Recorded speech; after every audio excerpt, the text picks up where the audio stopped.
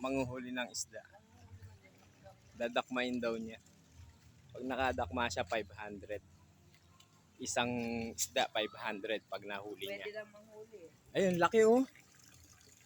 Ayun oh. Ayun ba yun, laki na. Nasa ilalim. Laki oh. Iba na ganda. Ano yan, aso? Hammerhead ang tawag dyan eh. Dapat may gagamba dito. Ha?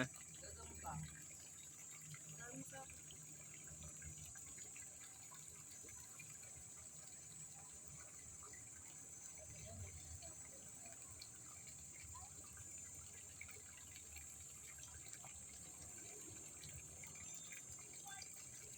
Pwede ka ba?